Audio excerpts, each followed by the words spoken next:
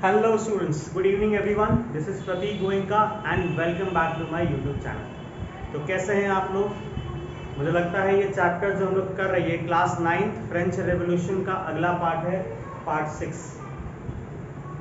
जो चैप्टर मैं करा रहा हूँ वीडियोस में छोटे छोटे डाल रहा हूँ, आई होप आपको ये बहुत हेल्प कर रहे हैं, है ना। आप पढ़िए इससे, एक एक video line by line part 1 से शुरू करिए देखना, आपको पूरा चैप्टर बड़ी आसानी से समझ में आ जाएगा।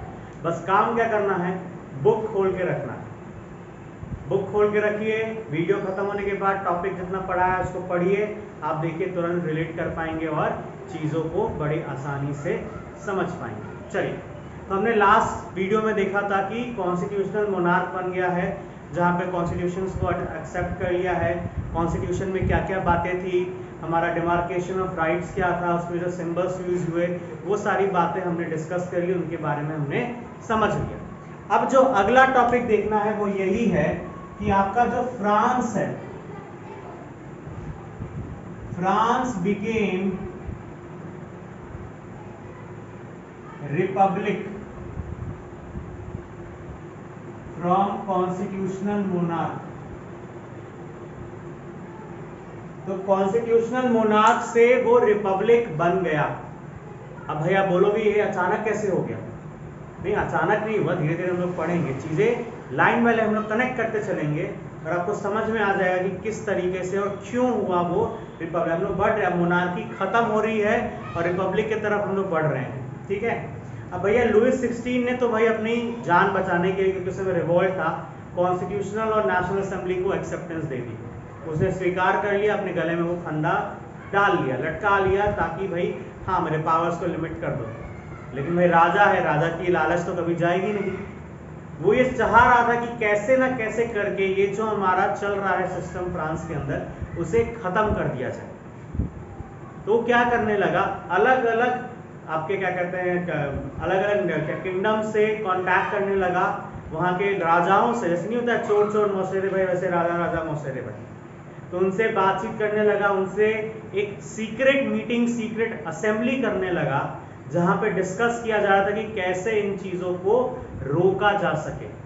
तो उसमें कौन कौन से राजा थे आपके, किंग ऑफ प्रूशिया था, वो सबसे मेन रोल प्ले कर रहा था। साथ ही साथ भैया भाई लुईस 16 है, शादी हो चुकी है, ऑस्ट्रियन प्रिंसेस से शादी किया है, तो भाई उसका जो ससुर है वो भी तो ख्याल रखेगा ना उसका, राजा का, कि भाई लुईस 16 के साथ इतना कुछ हो रहा है, कैसे हो सकता है, मेरा दामाद है। तो प्रूशिया और ऑस्ट्रिया वालों के साथ और भी कई राजाओं के साथ मिल करके लुईस 16 क्या कर रहा था, सीक्रेट असेंबली तैयार कर रहा था। ये प्लानिंग कर रहा था कि या हम जाकर के दूसरे वहां पे वो जो कॉन्स्टिट्यूशनल और नेशनल असेंबली उसे खत्म कर दे, या वो सब मिलकर के फ्रांस के अंदर जो असेंबली चल रही है उसे फिनिश कर दे, अटैक कर दे, चुपचाप आके चोरी छुपे, ताकि ये चीजें खत्म हो जाए और सिचुएशन वापस से राजा के फेवर में हो जाए। अब भैया इतना आसान तो है नहीं। क्यों भाई, क्यों आसान नहीं? क्योंकि नेशनल असेंबली में जो मेंबर्स है वो बड़े एक्टिव है, उनके अपने अपने जासूस लगाए रहते हैं। सबको पता है लुईस 16 राजा है, कभी कुत्ते की तुम सीधी नहीं होती ना, वैसे ही राजा भी कभी सीधा नहीं बन सकता, है ना। तो कुछ ना कुछ तक काड़ाकांडी करेगा अपनी सिचुएशन को सुधारने के लिए, ये सबको पता था। तो भाई नेशनल असेंबली वालों ने भी अपने सीक्रेट्स, अपने कान, अपने जासूस लगा रखे थे, और उन्हीं से उन्हें पता चला कि राजा जो है लुईस 16 इस तरीके का सीक्रेट मीटिंग कर रहा है। किससे कर रहा है? प्रूशिया के राजा से, ऑस्ट्रिया के राजा से, कि ये नेशनल असेंबली और ये कॉन्स्टिट्यूशन को खत्म किया जा सके। तो भैया नेशनल असेंबली वाले भी बड़े चालाक, क्या किया उन्होंने, उससे पहले कि वो कुछ करते, भैया वो तो अभी करना सोच रहे थे, प्लानिंग कर रहे थे, यहाँ नेशनल असेंबली ने कर दिया। और क्या कर दिया उन्होंने, अप्रैल 1792 में वॉर को डिक्लेयर कर दिया। किससे? प्रूशिया और ऑस्ट्रिया से।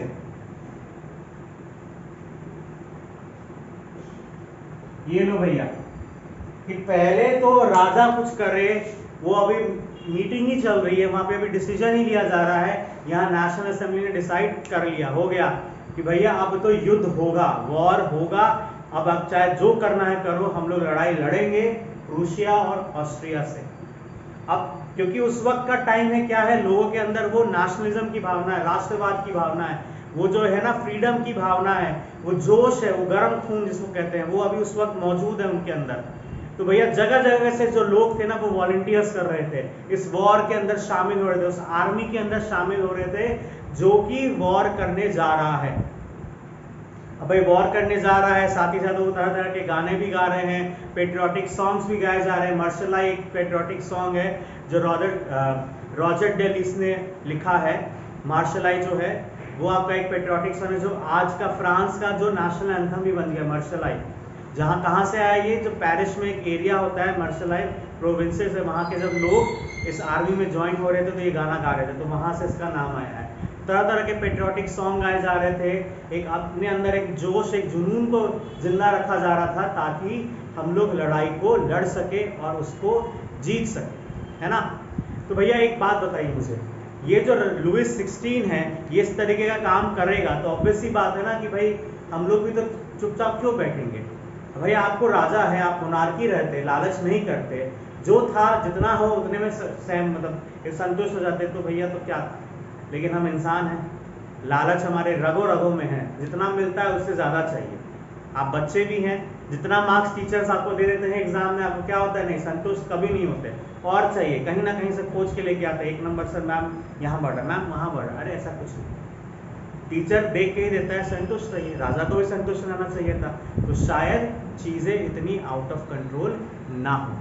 लेकिन हुआ क्या, राजा की लालच उसी पे भारी पड़ गई और हमने वॉर डिक्लेयर कर दिया प्रूशिया और ऑस्ट्रिया के साथ इन अप्रैल 1792।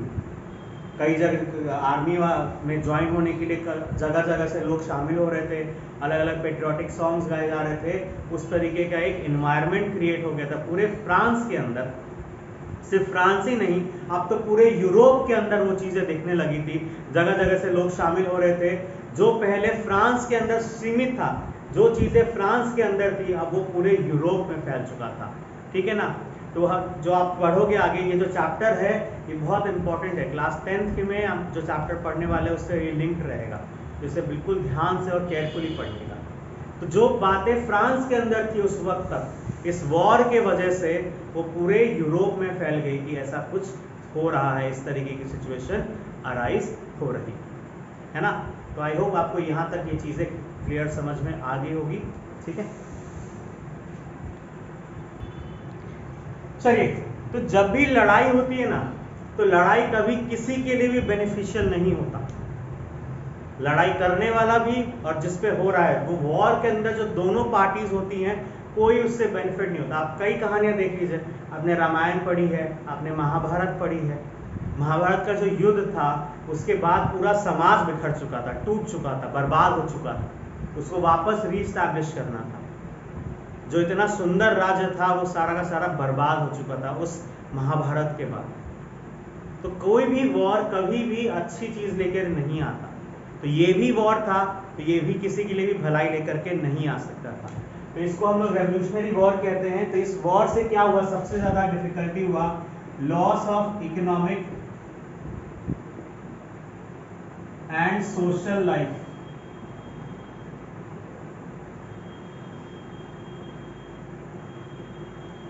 तो ये इकोनॉमिक और सोशल लाइफ में सबसे ज्यादा बर्बादी देखने को मिला। पूरा इकोनॉमिक बर्बाद हो गया, वहाँ का लोग बहुत ज़्यादा सफ़र, भाई अभी सफरेज ख़त्म नहीं हुआ है, हम उसके तागार पे चीज़ें को डेवलप कर रहे हैं, और उसी में ये वॉर आ गया बीच में। वही लुइस 16 ने अपनी टांग अड़ाई तो ये तो कंडीशन हो गया, शांति से रहता था चीज़ें अच्छी रहती। तो भाई एक तरफ आप देख रहे हो कि सारे आदमी लोग बिजी हैं, कई कॉन्स्टिट्यूशन भी बनाया गया आदमी के द्वारा, फिर उस कॉन्स्टिट्यूशन के बाद ये वॉर लड़ने भी सारे आदमी जा रहे हैं। तो जो वुमेन्स थी, जो घर पे औरतें बच गई हैं, भाई उनको तो अपनी फैमिली चलानी पड़ेगी ना, बच्चे जो है वो क्या खाएंगे, वॉर से तो कहीं ना आएगा नहीं। तो उसके सर्वाइवल के लिए औरतें जो भी काम कर रही है अपने सर्वाइवल लाइवलीहुड के लिए, वो कुछ ना कुछ उनको करना पड़ा ताकि उनकी फैमिली चल सके। फिर आप देखे थे कि कॉन्स्टिट्यूशन जो बना था उससे कई सारे मेंबर्स ऐसे थे, कई सारे सिटीजन्स जो थे फ्रांस के, वो इतने खुश नहीं थे। क्यों खुश नहीं थे? क्योंकि उसमें सिर्फ कुछ ही मेंबर्स को राइट्स दिया गया था वोटिंग का, बाकी क्या करेंगे, भजिया तलेंगे नहीं ना, उनके लिए भी तो काम चाहिए ना, चना तो मूंगफली खाएंगे नहीं। तो वो क्या करेंगे, वो तो इस वजह से क्या हो रहा था, इनके अंदर एक असंतुष्टि की, अनसेटिस्फाइड थे ये ग्रुप, तो इसके वजह से क्या हुआ, ये जो वुमेन्स थे, ये जो मेंस बच गए हैं, ये लोग तरह तरह के पॉलिटिकल क्लब्स बनाना शुरू कर दिया। पॉलिटिकल क्लब क्या होता है? Various political parties. जब हमारे पॉलिटिकल पार्टीज हम लोग देखते हैं ना, तो ये वेरियस पॉलिटिकल पार्टीज बनना धीरे धीरे शुरू हो गया था। इसको हम लोग पॉलिटिकल क्लब्स बोलते हैं। और ये किस द्वारा शुरू किया गया था? उन सारे मेंबर्स द्वारा जो कि उस कॉन्स्टिट्यूशन से सेटिस्फाइड नहीं थे, जिनको ये समझ में नहीं आया था कि भैया ये हमारे लिए अच्छा हुआ है कि बुरा हुआ है। तो डिफरेंट पॉलिटिकल क्लब्स बनाए जा रहे थे, किनके द्वारा? जो कि सैटिस्फाइड नहीं थे फ्रांस में जो कॉन्स्टिट्यूशन बना था उससे, और वुमेन्स द्वारा, ठीक है ना। तो इन पॉलिटिकल क्लब्स का मेन मोटिव क्या था? ये अपने हिसाब से चीज़ों को फॉर्म करना चाहते थे, अपने एक्शन प्लान को जनरेट करना चाहते थे ताकि उनको बेनिफिट हो सके। इसमें जो सबसे मेन या सबसे फेमस जो क्लब था वो था जैकोबिन क्लब, ठीक है ना। ये जो था क्लब, ये सबसे ज़्यादा फेमस हुआ, जहाँ पे जितने भी मेंबर्स थे वो वही सारे लोग थे जिनके पास वोटिंग राइट्स नहीं था या जो डिससैटिस्फाइड थे।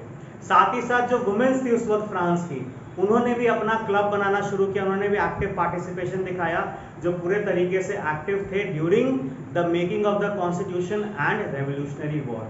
तो इस तरीके से ये पूरा फ्रेम आउट हमारा हुआ। तो आई होप आपको यहाँ तक समझ में आ गया होगा। Please do like, share and subscribe. Thank you.